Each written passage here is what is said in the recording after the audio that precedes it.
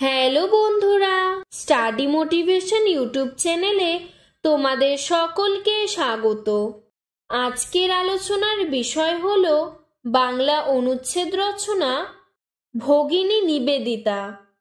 আজকের এই অনুচ্ছেদ রচনাটি তোমরা ক্লাস 3, 4, 5, 6 এবং 7 পর্যন্ত লিখতে পারবে।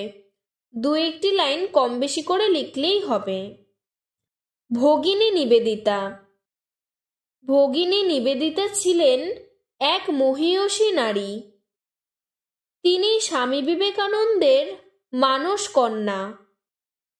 তিনি বিদেশিনী হয়েও ভারতের সেবায় নিজেকে উৎসর্গ করেছিলেন।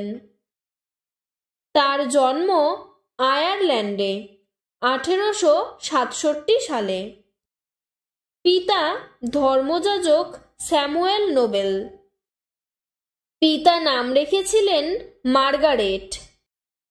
মার্গারেট শিক্ষার শেষে শিক্ষিকার কাজ নিয়েছিলেন। স্বামীজির সঙ্গে তার দেখা হয় ইংল্যান্ডের এক বক্তৃতা মঞ্চে। স্বামীজির বাণীতে তিনি অনুপ্রাণিত হয়ে ভারতবর্ষে আসেন।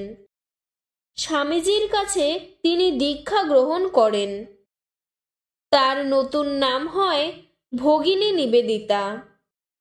ভারতের নারী জাগরণের গুরুদায়িত্ব তিনি গ্রহণ করেছিলেন। মেয়েদের শিক্ষার জন্য তিনি একটি বালিকা বিদ্যালয় প্রতিষ্ঠা করেন।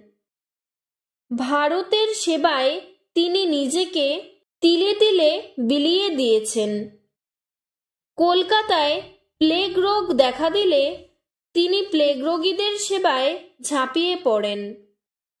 শিক্ষায়, সাহিত্যে, বিজ্ঞানে, চিত্রশিল্পে, স্থাপত্যে সর্বত্র তার বিদ্যাবত্তা ও ব্যক্তিত্বের পরিচয় সুস্পষ্ট।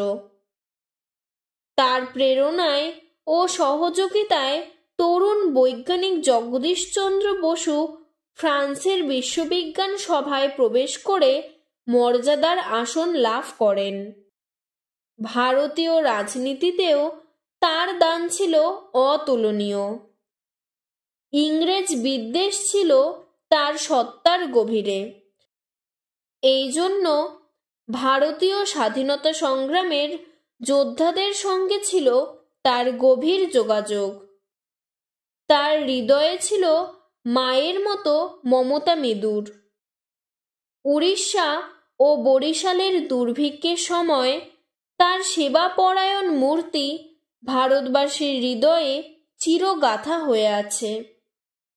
শ্বেতপদ্মের মতো তিনি ছিলেন চির পবিত্রতার প্রতিমূর্তি। মানুষের প্রতি ছিল তার অগভীর ভালোবাসা। আজকের ভিডিওটি এতটুকুই। তোমাদের যদি আরও এরকম অন্য কোনো অনুচ্ছেদ রচনার প্রয়োজন হয় আমাকে কমেন্ট বক্সে জানাবে, আমি সাহায্য করার চেষ্টা করব। ধন্যবাদ।